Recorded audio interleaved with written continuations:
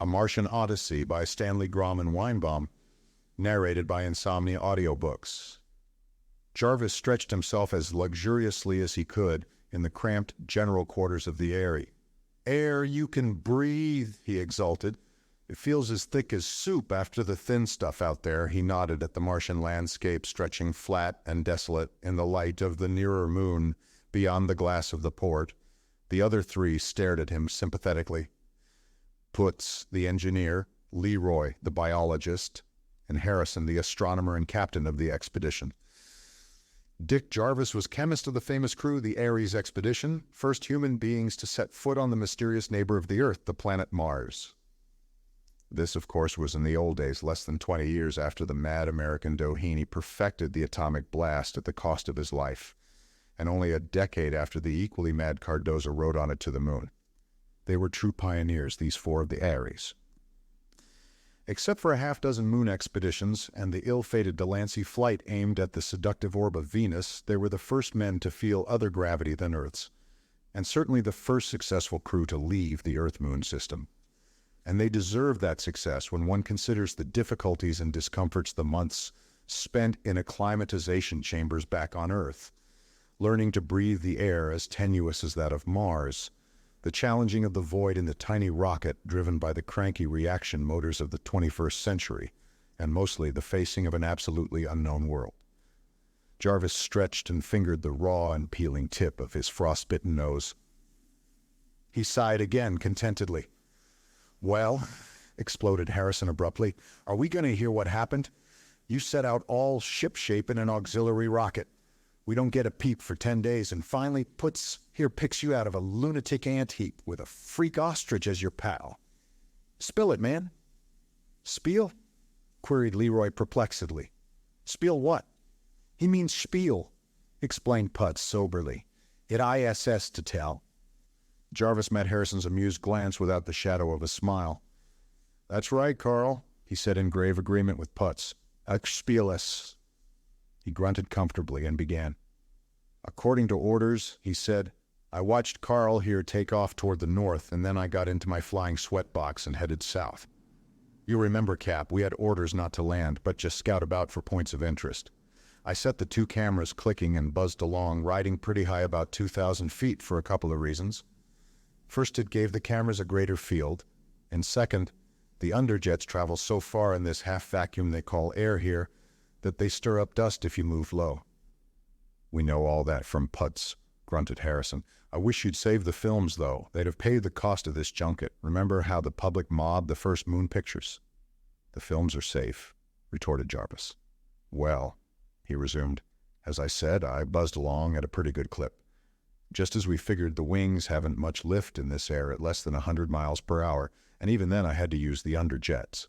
So, with the speed and the altitude and the blurring caused by the underjets, the seeing wasn't any too good.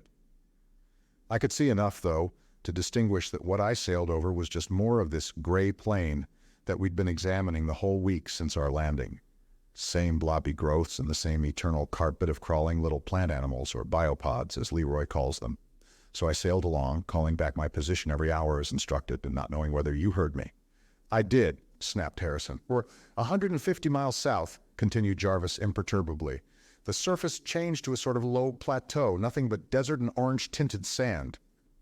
Figured that we were right in our guess then, and this gray plain we dropped on was really the Mare Cimmerium, which would make my orange desert the region called Xanthus. If I were right, I ought to hit another gray plain, the Mare Cronium, in another couple of 100 miles, and then another orange desert thyle eye or two, and so I did. "Putz verified our position a week and a half ago," grumbled the captain. "Let's get to the point." "Coming," remarked Jarvis. 20 miles into Thyle, believe it or not, I crossed a canal." "Putz photographed 100. Let's hear something new. And did he also see a city? 20 of them, if you call those heaps of mud cities." "Well," observed Jarvis, "from here on I'll be telling a few things Putz didn't see." He rubbed his tingling nose and continued. "I knew that I had 16 hours of daylight at this season, so 8 hours 800 miles from here, I decided to turn back. I was still over Thyle, whether I or two, I'm not sure. Not more than 25 miles into it, and right there, Putz's pet motor quit." "Quit? How?" Putz was solicitous. The atomic blast got weak. I started losing altitude right away, and suddenly there I was with a thump right in the middle of Thiel. Smashed my nose on the window, too. He rubbed the injured member ruefully. Did you maybe try vashing der combustion chamber mit acid sulfuric? Inquired Putz. Sometimes der lead gives a secondary radiation. Naw, said Jarvis disgustedly. I wouldn't try that, of course not more than 10 times. Besides, the bump flattened the landing gear and busted off the underjets. Suppose I got the thing working, what then? 10 miles with the blast coming right out of the bottom, and I'd have melted the floor from under me. Heh. Rubbed his nose again. Lucky for me, a pound only weighs 7 ounces here, or I'd have been mashed flat. I could have fixed, ejaculated the engineer. I bet it was not serious. Probably not, agreed Jarvis sarcastically. Only it wouldn't fly. Nothing serious, but I had my choice of waiting to be picked up or trying to walk back 800 miles and perhaps 20 days before we had to leave. 40 miles a day. Well, he concluded, I chose to walk, just as much chance of being picked up, and it kept me busy. We'd have found you, said Harrison. No doubt. Anyway, I rigged up a harness from some seat straps and put the water tank on my back, took a cartridge belt and revolver and some iron rations, and started out. Water tank? Exclaimed the little biologist Leroy. She weighed 1/4 ton. Wasn't full. Weighed about 250 pounds earth weight, which is 85 here. Then besides, my own personal 210 pounds is only 70 on Mars, so tank and all, I grossed 155 or 55 pounds less than my everyday earth weight. I figured on that when I undertook the 40-mile daily stroll. Oh, of course I took a thermo-skin sleeping bag for these wintry Martian nights. Off I went, bouncing along pretty quickly. 8 hours of daylight meant 20 miles or more. It got tiresome, of course, plugging along over a soft sand desert with nothing to see, not even Leroy's crawling biopods. But an hour or so brought me to the canal, just a dry ditch about 400 feet wide and straight as a railroad on its own company map. There had been water in it sometime, though. The ditch was covered with what looked like a nice green lawn. Only as I approached, the lawn moved out of my way. Ah, said Leroy. Yeah, it was a relative of your biopods. I caught one a little grass-like blade, about as long as my finger, with 2 thin stemmy legs. He is where? Leroy was eager. He is let go. I had to move, so I plowed along with the walking grass, opening in front and closing behind. And then I was out on the orange desert of Thiel. Again, I plugged steadily along, cussing the sand that made going so tiresome, and incidentally, cussing that cranky motor of yours, Carl. It was just before twilight that I reached the edge of Thiel and looked down over the gray mare Cronium. And I knew there were 75 miles of that to be walked over, and then a couple of 100 miles of that Xanthus desert and about as much more mare to Miriam. Was I pleased? I started cussing you fellows for not picking me up. We were trying, you sap, said Harrison. That didn't help. Well, I figured I might as well use what was left of daylight in getting down the cliff that bounded Thiel. I found an easy place, and down I went. Mare Cronium was just the same sort of place as this crazy, leafless plants and a bunch of crawlers. I gave it a glance and hauled out my sleeping bag. Up to that time, you know, I hadn't seen anything worth worrying about on this half-dead world. Nothing dangerous, that is. Did you? Queried Harrison. Did I? You'll hear about it when I come to it. Well, I was just about to turn in when suddenly I heard the wildest sort of shenanigans. What he says shenanigans? Inquired Putz. He says je ne sais quoi, explained Leroy. It is to say, I don't know what. That's right, agreed Jarvis. I didn't know what, so I sneaked over to find out. There was a racket like a flock of crows eating a bunch of canaries' whistles, cackles, caws, trills, and what have you. I rounded a clump of stumps, and there was Tweel. Tweel? Said Harrison, and Tweel, said Leroy and Putz. That freak ostrich, explained the narrator. At least Tweel is as near as I can pronounce it without sputtering. He called it something like Tragically. What was he doing? Asked the captain. He was being eaten, and squealing, of course, as anyone would. Eaten by what? I found out later. All I could see then was a bunch of black ropey arms tangled around what looked like, as Putz described it to you, an ostrich. I wasn't going to interfere, naturally. If both creatures were dangerous, I'd have one less to worry about. But the bird-like thing was putting up a good battle, dealing vicious blows with an 18-inch beak between screeches, and besides, I caught a glimpse or two of what was on the end of those arms. Jarvis shuddered. But the clincher was when I noticed a little black bag or case hung about the neck of the bird thing. It was intelligent. That or tame, I assumed. Anyway, it clinched my decision. I pulled out my automatic and fired into what I could see of its antagonist. There was a flurry of tentacles and a spurt of black corruption, and then the thing, with a disgusting sucking noise, pulled itself and its arms into a hole in the ground. The other let out a series of clacks, staggered around on legs about as thick as golf sticks, and turned suddenly to face me. I held my weapon ready, and the two of us stared at each other. The Martian wasn't a bird, really. It wasn't even bird-like, except just at first glance. It had a beak all right and a few feathery appendages, but the beak wasn't really a beak. It was somewhat flexible. I could see the tip bend slowly from side to side. It was almost like a cross between a beak and a trunk. It had 4-toed feet and 4-fingered things, hands, you'd have to call them, and a little roundish body and a long neck ending in a tiny head and that beak. It stood an inch or so taller than I, and well, Put saw it. The engineer nodded. Yeah, I saw, Jarvis continued. So we stared at each other. Finally, the creature went into a series of clackings and twitterings and held out its hands toward me. Empty. I took that as a gesture of friendship. Perhaps, suggested Harrison, it looked at that nose of yours and thought you were its brother. Huh, you can be funny without talking. Anyway, I put up my gun and said, "Aw, don't mention it," or something of the sort, and the thing came over and we were pals. By that time, the sun was pretty low, and I knew that I'd better build a fire or get into my thermoskin. I decided on the fire. I picked a spot at the base of the Thiel cliff where the rock could reflect a little heat on my back. I started breaking off chunks of this desiccated Martian vegetation, and my companion caught the idea and brought in an armful. I reached for a match, but the Martian fished into his pouch and brought out something that looked like a glowing coal. One touch of it and the fire was blazing, and you all know what a job we have starting a fire in this atmosphere. "And that bag of his," continued the narrator, "that was a manufactured article, my friends. Press an end, and she popped open, pressed the middle, and she sealed so perfectly you couldn't see the line. Better than zippers. Well, we stared at the fire a while, and I decided to attempt some sort of communication with the Martian. I pointed at myself and said, 'Dick.' He caught the drift immediately, stretched a bony claw at me and repeated, 'Tick.' Then I pointed at him, and he gave that whistle I called Tweel. I can't imitate his accent. Things were going smoothly. To emphasize the names, I repeated Dick, and then pointing at him, 'Tweel.' There we stuck. He gave some clacks that sounded negative and said something like, 'Peep, peep, peep, Proot.' And that was just the beginning. I was always Tick, but as for him, part of the time he was Tweel, and part of the time he was Peep, peep, peep, Proot, and part of the time he was 16 other noises. We just couldn't connect. I tried rock, and I tried star, and tree, and fire, and Lord knows what else. And try as I would, I couldn't get a single word. Nothing was the same for 2 successive minutes, and if that's a language, I'm an alchemist. Finally, I gave it up and called him Tweel, and that seemed to do. But Tweel hung on to some of my words. He remembered a couple of them, which I suppose is a great achievement if you're used to a language you have to make up as you go along, but I couldn't get the hang of his talk.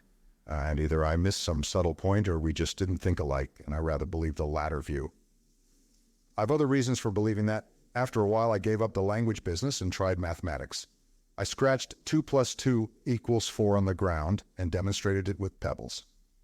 Again, Tweel caught the idea and informed me that 3 + 3 = 6. Once more, we seemed to be getting somewhere. So, knowing that Tweel had at least a grammar school education, I drew a circle for the sun, pointing first at it, and then at the last glow of the sun. Then I sketched in Mercury and Venus and Mother Earth and Mars, and finally, pointing to Mars. I swept my hand around in a sort of inclusive gesture to indicate that Mars was our current environment. I was working up to putting over the idea that my home was on the Earth. Tweel understood my diagram all right. He poked his beak at it, and with a great deal of trilling and clucking, he added Deimos and Phobos to Mars, and then sketched in the Earth's moon. Do you see what that proves? It proves that Tweel's race uses telescopes, that they are civilized. Does not, snapped Harrison. The moon is visible from here as a 5th magnitude star. They could see its revolution with the naked eye. The moon, yes, said Jarvis. You've missed my point. Mercury isn't visible.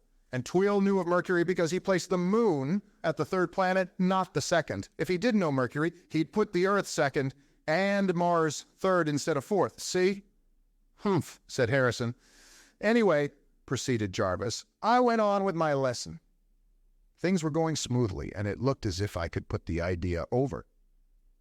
I pointed at the Earth on my diagram, and then at myself, and then to clinch it, I pointed to myself, and then to the Earth itself, shining bright green almost at the zenith. Tweel set up such an excited clacking that I was certain he understood. He jumped up and down, and suddenly he pointed at himself, and then at the sky, and then at himself, and at the sky again. He pointed at his middle, and then at Arcturus, at his head, and then at Spica, at his feet, and then at half a dozen stars, while I just gaped at him. Then, all of a sudden, he gave a tremendous leap. Man, what a hop. He shot straight up into the starlight, 75 feet of an inch. I saw him silhouetted against the sky, saw him turn and come down at me, head first, and land smack on his beak like a javelin. There he stuck square in the center of my sun circle in the sand, a bullseye. Nuts, observed the captain. Plain nuts. That's what I thought, too. I just stared at him open-mouthed while he pulled his head out of the sand and stood up. Then I figured he'd missed my point, and I went through the whole blamed rigmarole again, and it ended the same way, with Tweel on his nose in the middle of my picture. Maybe it's a religious rite, suggested Harrison. Maybe, said Jarvis dubiously. Well, there we were. We could exchange ideas up to a certain point, and then bluey. Something in us was different. Unrelated. I don't doubt that Tweel thought me just as screwy as I thought him. Our minds simply looked at the world from different viewpoints, and perhaps his viewpoint is as true as ours, but we couldn't get together, that's all. Yet in spite of all difficulties, I liked Tweel, and I have a queer certainty that he liked me. Nuts, repeated the captain. Just daffy. Yeah, wait and see. A couple of times I've thought that perhaps He paused, and then resumed his narrative.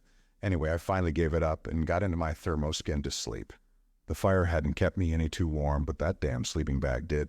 Got stuffy 5 minutes after I closed myself in. I opened it a little, and bingo. Some 80 below zero air hit my nose.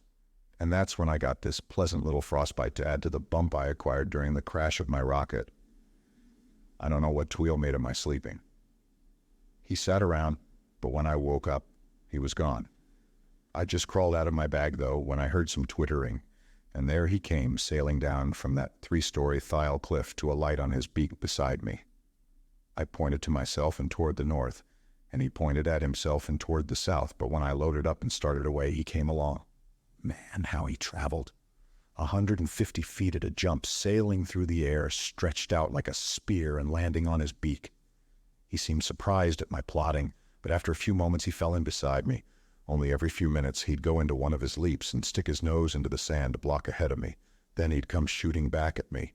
It made me nervous at first to see that beak of his coming at me like a spear, but he always ended in the sand at my side. So the two of us plugged along across the Mare Cronium.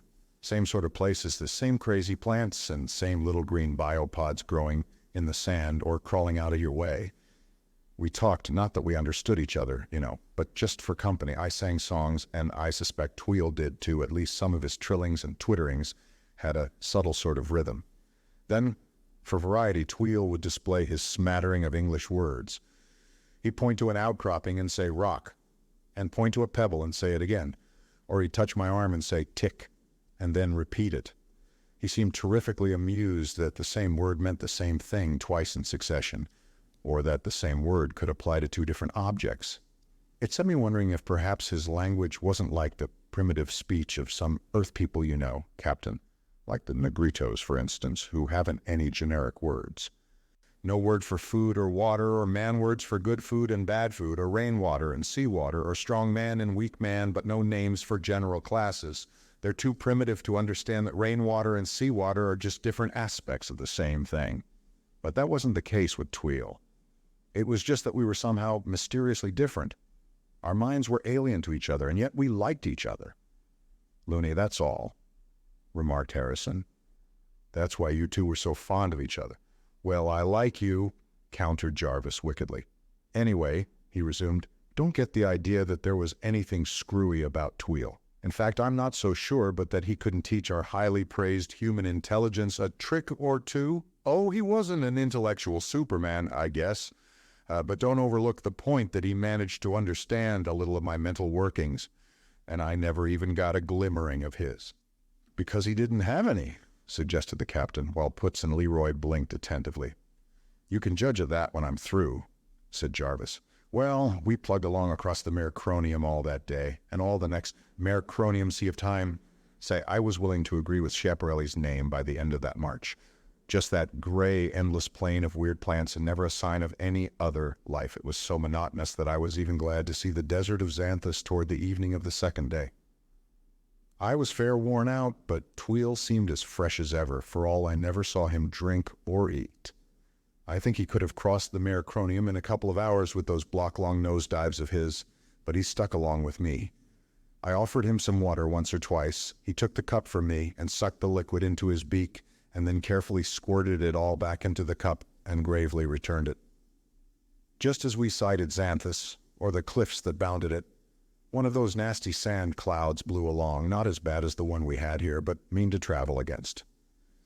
I pulled the transparent flap of my thermo skin bag across my face and managed pretty well, and I noticed that Tweel used some feathery appendages growing like a mustache at the base of his beak to cover his nostrils and some similar fuzz to shield his eyes. He is a desert creature, ejaculated the little biologist, Leroy. Huh, why? He drink no water, he is adapt for sandstorm. Proves nothing, there's not enough water to waste anywhere on this desiccated pill called Mars. We'd call all of it desert on Earth, you know. He paused. Anyway, after the sandstorm blew over, a little wind kept blowing in our faces. Not strong enough to stir the sand. But suddenly things came drifting along from the Xanthus cliffs, small, transparent spheres, for all the world like glass tennis balls. But light, they were almost light enough to float, even in this thin air empty too. At least I cracked open a couple and nothing came out but a bad smell. I asked Tweel about them, but all he said was, no, which I took to mean that he knew nothing about them. So they went bouncing by like tumbleweeds or like soap bubbles, and we plugged on toward Xanthus. Tweel pointed at one of the crystal balls once and said rock, but I was too tired to argue with him. Later I discovered what he meant. We came to the bottom of the Xanthus cliffs finally when there wasn't much daylight left. I decided to sleep on the plateau if possible. Anything dangerous, I reasoned, it would be more likely to prowl through the vegetation of the Mercronium than the sand of Xanthus. Not that I'd seen a single sign of menace, except the rope-armed black thing that had trapped Tweel, and apparently that didn't prowl at all but lured its victims within reach. It couldn't lure me while I slept, especially as Tweel didn't seem to sleep at all but simply sat patiently around all night. I wondered how the creature had managed to trap Tweel, but there wasn't any way of asking him. I found that out too later. It's devilish. However, we were ambling around the base of the Xanthus barrier looking for an easy spot to climb. At least I was. Tweel could have leaped it easily, for the cliffs were lower than Thiel, perhaps 60 feet. I found a place and started up, swearing at the water tank strapped to my back. It didn't bother me except when climbing, and suddenly I heard a sound that I thought I recognized. You know how deceptive sounds are in this thin air? A shot sounds like the pop of a cork, but this sound was the drone of a rocket, and sure enough, there went our second auxiliary about 10 miles to westward between me and the sunset. "That's me," said Puts. "I hunt for you." Yeah, I knew that, but what good did it do me? I hung on to the cliff and yelled and waved with one hand. Tweel saw it too, and set up a trilling and twittering, leaping to the top of the barrier and then high into the air. And while I watched, the machine droned on into the shadows to the south. I scrambled to the top of the cliff. Tweel was still pointing and trilling excitedly, shooting up toward the sky and coming down head-on to stick upside down on his beak in the sand. I pointed toward the south and at myself, and he said yes. Yes. But somehow I gathered that he thought the flying thing was a relative of mine, probably a parent. Perhaps I did his intellect an injustice. I think now that I did. I was bitterly disappointed by the failure to attract attention. I pulled out my thermoskin bag and crawled into it as the night chill was already apparent. Tweel stuck his beak into the sand and drew up his legs and arms and looked for all the world like one of those leafless shrubs out there. I think he stayed that way all night. "Protective mimicry," ejaculated Leroy. "See, he is desert creature." In the morning, resumed Jarvis, we started off again. We hadn't gone 100 yards into Xanthus when I saw something queer. This is one thing Putz didn't photograph, I'll wager. There was a line of little pyramids, tiny ones, not more than 6 inches high, stretching across Xanthus as far as I could see. Little buildings made of pygmy bricks. They were hollow inside and truncated, or at least broken at the top and empty.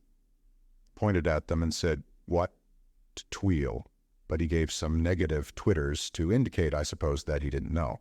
So off we went, following the row of pyramids because they ran north. And I was going north. Man, we trailed that line for hours. After a while, I noticed another queer thing. They were getting larger. Same number of bricks in each one, but the bricks were larger. By noon, they were shoulder high. I looked into a couple, all just the same, broken at the top and empty. I examined a brick or two as well. They were silica, and old as creation itself. "How you know?" asked Leroy. "They were weathered edges rounded.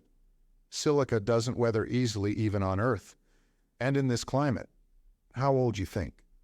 50,000, 100,000 years. How can I tell? The little ones we saw in the morning were older, perhaps 10 times as old. Crumbling, how old would that make them? 500,000 years, who knows? Jarvis paused a moment. "Well," he resumed, "we followed the line. Tweel pointed at them and said rock once or twice, but he'd done that many times before. Besides, he was more or less right about these. I tried questioning him. I pointed at a pyramid and asked people, and indicated the two of us. He set up a negative sort of clucking and said, no 112, no 224. Meanwhile, rubbing his stomach. I just stared at him, and he went through the business again. No 112, no 224. I just gaped at him. "That proves it," exclaimed Harrison. "Nuts." "You think so?" queried Jarvis sardonically. "Well, I figured it out different. No 112. You don't get it, of course, do you?" "Nope, nor do you." "I think I do." Tweel was using the few English words he knew to put over a very complex idea. "What, let me ask, does mathematics make you think of?" "Why, of astronomy, or logic. That's it. No 112. Tweel was telling me that the builders of the pyramids weren't people, or that they weren't intelligent, that they weren't reasoning creatures. Get it?" "Huh, I'll be damned." "You probably will." "Why?" put in Leroy. "He rub his belly." "Why?" "Because, my dear biologist, that's where his brains are, not in his tiny head in his middle. C'est impossible. Not on Mars, it isn't. This flora and fauna aren't earthly. Your biopods prove that." Jarvis grinned and took up his narrative. "Anyway, we plugged along across Xanthus, and in about the middle of the afternoon, something else queer happened. The pyramids ended." "Ended?" "Yeah. The queer part was that the last one, and now they were 10-footers, was capped. See? Whatever built it was still inside. We'd trailed them from their 500,000-year-old origin to the present. Tweel and I noticed it about the same time. I yanked out my automatic. I had a clip of bull and explosive bullets in it, and Tweel, quick as a sleight of hand trick, snapped a queer little glass revolver out of his bag. It was much like our weapons, except that the grip was larger to accommodate his 4-taloned hand, and we held our weapons ready while we sneaked up along the lines of empty pyramids. Tweel saw the movement first. The top tiers of bricks were heaving, shaking, and suddenly slid down the sides with a thin crash, and then something was coming out. A long, silvery gray arm appeared, dragging after it an armored body. Armored, I mean, with scales silver gray and dull shining. The arm heaved the body out of the hole. The beast crashed to the sand. It was a nondescript creature body like a big gray cask. Arm, and a sort of mouth hole at one end, stiff pointed tail at the other, and that's all. No other limbs, no eyes, ears, nose, nothing. The thing dragged itself a few yards, inserted its pointed tail in the sand, pushed itself upright, and just sat. Tweel and I watched it for 10 minutes before it moved. Then with a creaking and rustling like crumpling stiff paper, its arm moved to the mouth hole, and out came a brick. The arm placed the brick carefully on the ground, and the thing was still again. Another 10 minutes, another brick, just one of nature's bricklayers. I was about to slip away and move on when Tweel pointed at the thing and said, "Rock." I went, "Huh?" And he said it again. Then, to the accompaniment of some of his trilling, he said, No, and gave 2 or 3 whistling breaths. Well, I got his meaning for a wonder. I said, "No breath?" and demonstrated the word. Tweel was ecstatic. He said, yes, no, breathe. Then he gave a leap and sailed out to land on his nose about 1 pace from the monster. I was startled, you can imagine. The arm was going up for a brick, and I expected to see Tweel caught and mangled, but nothing happened. Tweel pounded on the creature, and the arm took the brick and placed it neatly beside the first. Tweel rapped on its body again and said, "Rock," and I got up nerve enough to take a look myself. Tweel was right again. The creature was rock, and it didn't breathe. "How you know?" snapped Leroy, his black eyes blazing interest. "Because I'm a chemist. The beast was made of silica. There must have been pure silicon in the sand, and it lived on that. Get it? We and Tweel and those plants out there, and even the biopods, are carbon life. This thing lived by a different set of chemical reactions. It was silicon life." "La vie silicieuse," shouted Leroy. "I have suspect, and now it is proof. I must go see. Il faut que je..." All right, said Jarvis. "You can go see." Anyhow, there the thing was, alive and yet not alive, moving every 10 minutes, and then only to remove a brick. Those bricks were its waste matter. See, Frenchie, we're carbon, and our waste is carbon dioxide, and this thing is silicon, and its waste is silicon dioxide silica. But silica is a solid, hence the bricks, and it builds itself in, and when it is covered, it moves over to a fresh place to start over. No wonder it creaked. A living creature 500,000 years old. "How you know how old?" Leroy was frantic. "We trailed its pyramids from the beginning, didn't we? If this weren't the original pyramid builder, the series would have ended somewhere before we found him, wouldn't it?" "Ended and started over with the small ones. That's simple enough, isn't it?" "But he reproduces, or tries to. Before the third brick came out, there was a little rustle, and out popped a whole stream of those little crystal balls. They're his spores or eggs or seeds, call them what you want. They went bouncing by across Xanthus just as they bounced by us back in the Mare Cronium. I've a hunch how they work, too. This is for your information, Leroy. I think the crystal shell of silica is no more than a protective covering, like an eggshell, and that the active principle is the smell inside. It's some sort of gas that attacks silicon, and if the shell is broken near a supply of that element, some reaction starts that ultimately develops into a beast, like that one. "You should try," exclaimed the little Frenchman. "We must break one to see." "Yeah?" "Well, I did. I smashed a couple against the sand. Would you like to come back in about 10,000 years to see if I planted some pyramid monsters? You'd most likely be able to tell by that time." Jarvis paused and drew a deep breath. "Lord, that queer creature, do you picture it? Blind, deaf, nerveless, brainless, just a mechanism, and yet immortal, bound to go on making bricks, building pyramids, as long as silicon and oxygen exist, and even afterwards it'll just stop. It won't be dead. If the accidents of 1,000,000 years bring it its food again, there it'll be, ready to run again, while brains and civilizations are part of the past.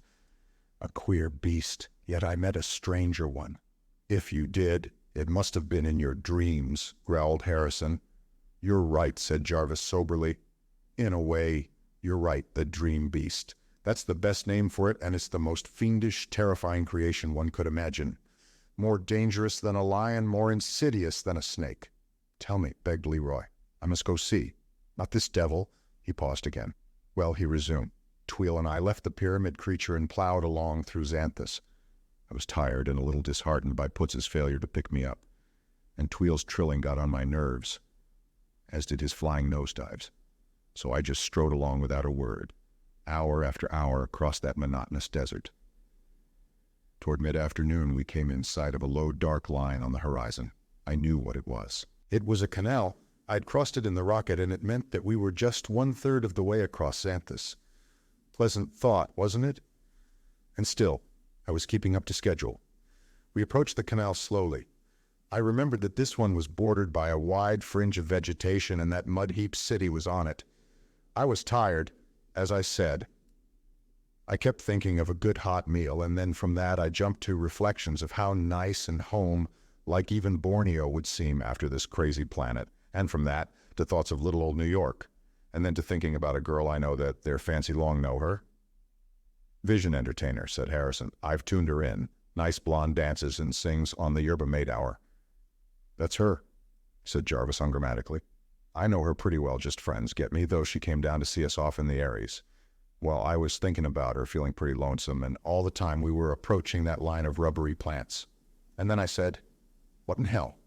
and stared. And there she was, fancy long, standing plain as day under one of those crack-brained trees. and smiling and waving just the way I remembered her when we left. "Now you're nuts too," observed the captain. Boy, I almost agreed with you. I stared and pinched myself and closed my eyes, and then stared again, and every time there was Fancy Long smiling and waving. Tweel saw something too. He was trilling and clucking away, but I scarcely heard him. I was bounding toward her over the sand, too amazed even to ask myself questions. I wasn't 20 feet from her when Tweel caught me with one of his flying leaps. He grabbed my arm, yelling, "No, no, no," in his squeaky voice. I tried to shake him off. He was as light as if he were built of bamboo, but he dug his claws in and yelled, and finally some sort of sanity returned to me, and I stopped less than 10 feet from her. There she stood, looking as solid as Putz's head. "Vot?" said the engineer. She smiled and waved and smiled, and I stood there dumb as Leroy, while Tweel squeaked and chattered. I knew it couldn't be real, yet there she was. Finally I said, "Fancy Long." She just kept on smiling and waving, but looking as real as if I hadn't left her 37 million miles away. Tweel had his glass pistol out, pointing it at her. I grabbed his arm, but he tried to push me away. He pointed at her and said, "No breed, no breed." And I understood that he meant that the Fancy Long thing wasn't alive. Man, my head was whirling. Still, it gave me the jitters to see him pointing his weapon at her. I don't know why I stood there watching him take careful aim, but I did. Then he squeezed the handle of his weapon. There was a little puff of steam, and Fancy Long was gone. And in her place was one of those writhing, black, rope-armed horrors, like the one I'd saved Tweel from. The dream beast. I stood there dizzy, watching it die while Tweel trilled and whistled. Finally, he touched my arm, pointed at the twisting thing, and said, "U112, E112. After he'd repeated it 8 or 10 times, I got it. "Do any of you?" "Oui," shrilled Leroy. "Moi je le comprends." "You mean you think of something, the beast he know, and you see it. Un chien, a hungry dog, he would see the big bone with meat, or smell it not." "Right," said Jarvis. "The dream beast uses its victim's longings and desires to trap its prey.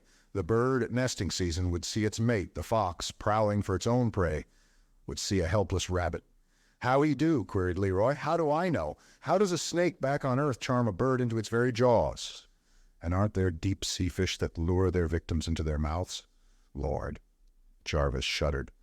"Do you see how insidious the monster is? We're warned now, but henceforth we can't trust even our eyes. You might see me, I might see one of you, and back of it, maybe nothing but another of those black horrors." "How'd your friend know?" asked the captain abruptly. "Tweel, I wonder." Perhaps he was thinking of something that couldn't possibly have interested me. And when I started to run, he realized that I saw something different and was warned. Or perhaps the dream beast can only project a single vision, and Tweel saw what I saw or nothing. I couldn't ask him. But it's just another proof that his intelligence is equal to ours or greater. "He's daffy, I tell you," said Harrison. "What makes you think his intellect ranks with the human?" "Plenty of things. First, the pyramid beast. He hadn't seen one before. He said as much, yet he recognized it as a dead-alive automaton of silicon." "He could have heard of it," objected Harrison. "He lives around here, you know." "Well, how about the language? I couldn't pick up a single idea of his, and he learned 6 or 7 words of mine." "And do you realize what complex ideas he put over with no more than those 6 or 7 words? The pyramid monster, the dream beast. In a single phrase, he told me that one was a harmless automaton and the other a deadly hypnotist. What about that?" "Huh," said the captain. "Huh, if you wish. Could you have done it knowing only 6 words of English? Could you go even further, as Tweel did, and tell me that another creature was of a sort of intelligence so different from ours that understanding was impossible, even more impossible than that between Tweel and me?" What was that?" "Later. The point I'm making is that Tweel and his race are worthy of our friendship. Somewhere on Mars, and you'll find I'm right, is a civilization and culture equal to ours, and maybe more than equal, and communication is possible between them and us. Tweel proves that. It may take years of patient trial, for their minds are alien, but less alien than the next minds we encountered if they are minds." "The next ones? What next ones?" "The people of the mud cities along the canals." Jarvis frowned, then resumed his narrative. "I thought the dream beast and the silicon monster were the strangest beings conceivable, but I was wrong. And these creatures are still more alien, less understandable than either, and far less comprehensible than Tweel, with whom friendship is possible, and even, by patience and concentration, the exchange of ideas." Well, he continued, we left the dream beast dying, dragging itself back into its hole, and we moved toward the canal.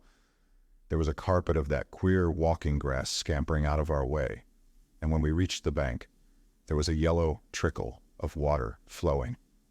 The mound city I'd noticed from the rocket was a mile or so to the right, and I was curious enough to want to take a look at it.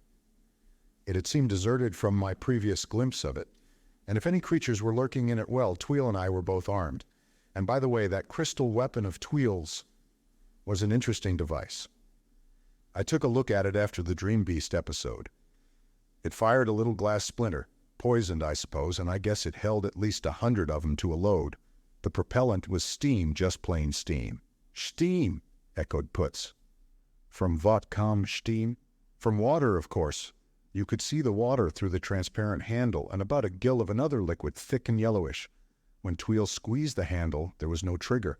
A drop of water, and a drop of the yellow stuff squirted into the firing chamber, and the water vaporized, pop, like that. It's not so difficult. I think we could develop the same principle. Concentrated sulfuric acid will heat water almost boiling, and so will quicklime, and there's potassium and sodium. Of course, his weapon hadn't the range of mine, but it wasn't so bad in this thin air, and it did hold as many shots as a cowboy's gun in a Western movie. It was effective, too, at least against Martian life. I tried it out, aiming at one of the crazy plants, and darned if the plant didn't wither up and fall apart. That's why I think the glass splinters were poisoned. Anyway, we trudged along toward the mud heap city, and I began to wonder whether the city builders dug the canals.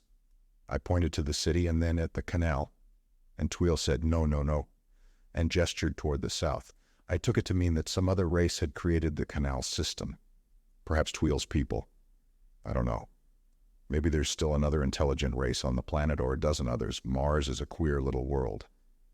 100 yards from the city, we crossed a sort of road, just a hard-packed mud trail, and then, all of a sudden, along came one of the mound builders. Man, talk about fantastic beings.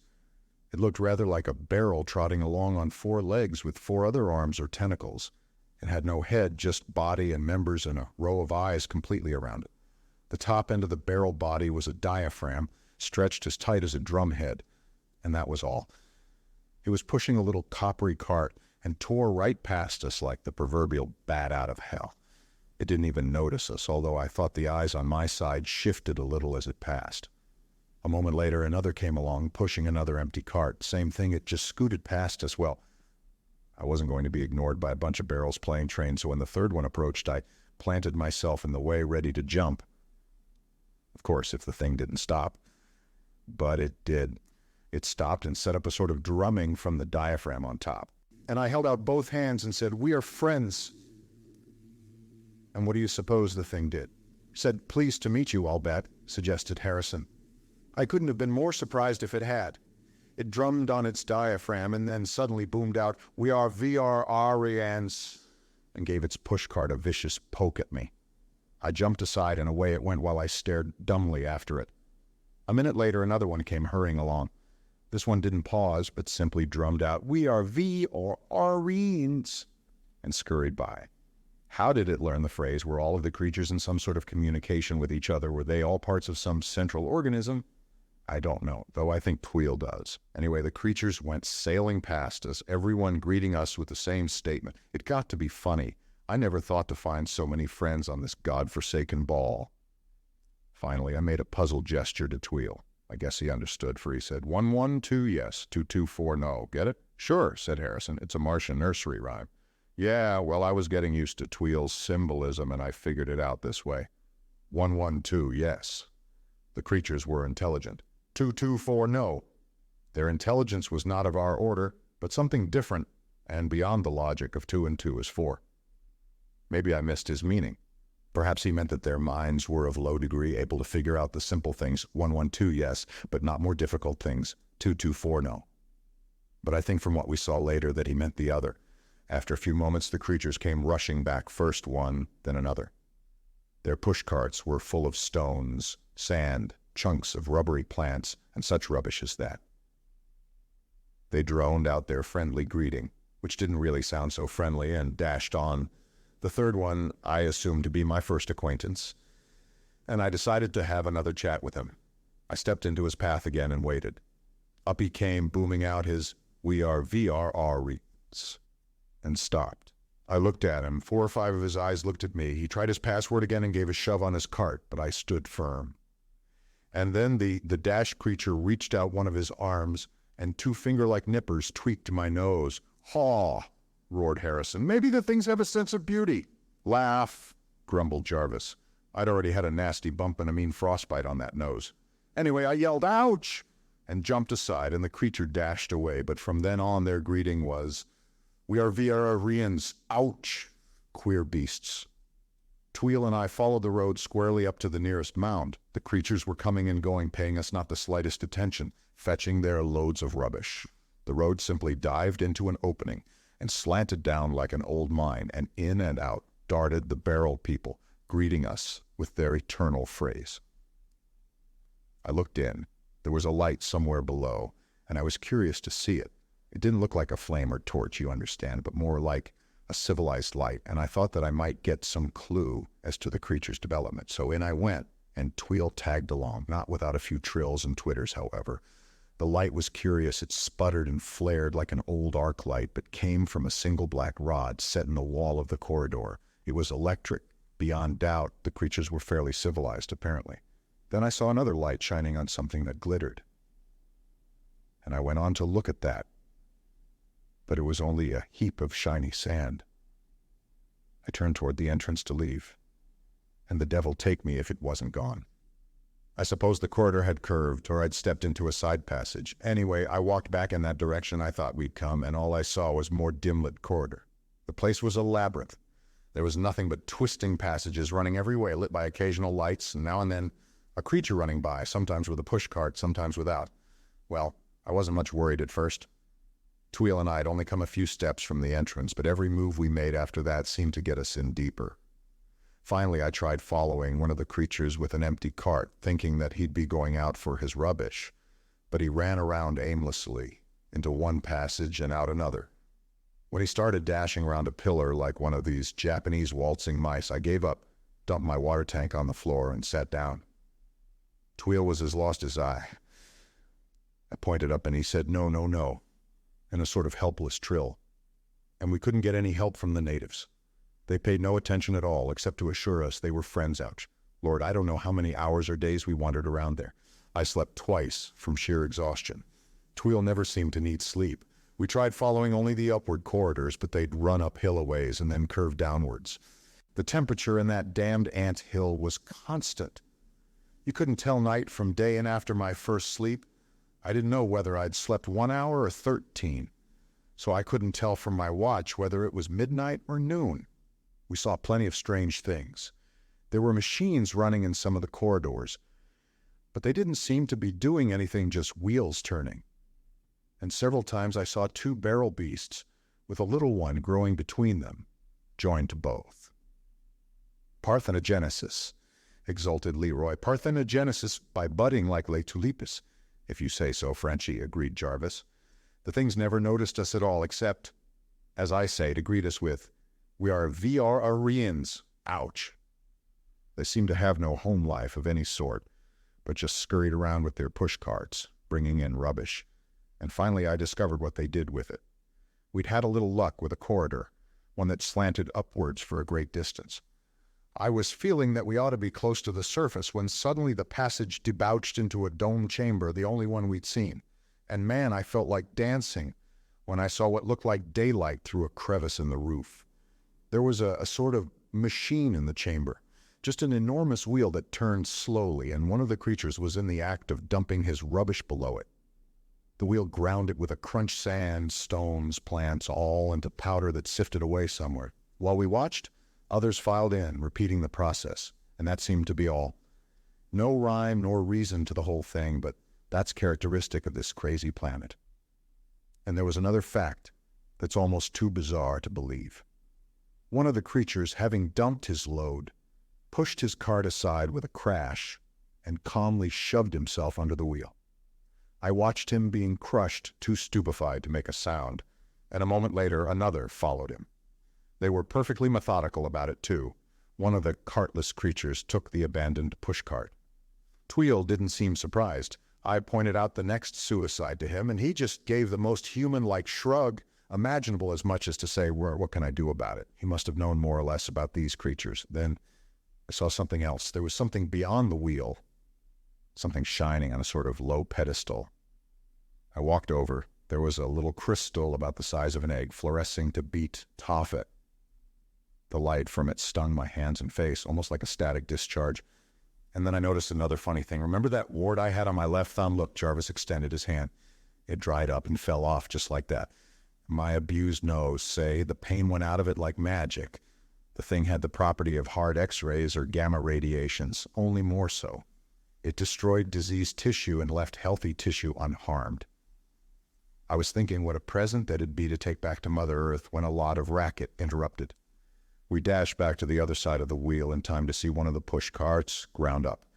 Some suicide had been careless, it seems. And suddenly the creatures were booming and drumming all around us, and their noise was decidedly menacing. A crowd of them advanced toward us. We backed out of what I thought was the passage we'd entered by, and they came rumbling after us, some pushing carts and some not crazy brutes. There was a whole chorus of, "We are V-E-R-R Ryans, ouch!" I didn't like the ouch. It was rather suggestive. Tweel had his glass gun out, and I dumped my water tank for greater freedom and got mine. We backed up the corridor with the barrel beasts following, about 20 of them. Queer thing. And the ones coming in with loaded carts moved past us inches away without a sign. Tweel must have noticed that. Suddenly he snatched out that glowing coal cigar lighter of his and touched a cartload of plant limbs. Puff. The whole load was burning, and the crazy beast pushing it went right along without a change of pace. It created some disturbance among our VRR wrens, however, and then I noticed the smoke eddying and swirling past us, and sure enough, there was the entrance. I grabbed Tweel, and out we dashed, and after us our 20 pursuers. The daylight felt like heaven, though I saw at first glance that the sun was all but set, and that was bad, since I couldn't live outside my thermo-skin bag in a Martian night at least, without a fire. And things got worse in a hurry. They cornered us in an angle between two mounds, and there we stood. I hadn't fired, nor had Tweel. There wasn't any use in irritating the brutes. They stopped a little distance away and began their booming about friendship and ouches. Then things got still worse. A barrel brute came out with a push cart, and they all grabbed into it and came out with handfuls of foot-long copper darts, sharp-looking ones, and all of a sudden one sailed past my ears, saying, when it was shoot or die then. We were doing pretty well for a while. We picked off the ones next to the pushcart and managed to keep the darts at a minimum. But suddenly there was a thunderous booming of VR wrens and ouches, and a whole army of them came out of their hole. Man, we were through, and I knew it. Then I realized that Tweel wasn't. He could have leaped the mound behind us as easily as not. He was staying for me. Say, I could have cried if there'd been time. I'd liked Tweel from the first, but whether I'd have had gratitude to do what he was doing, suppose I had saved him from the first dream beast. He'd done as much for me, hadn't he?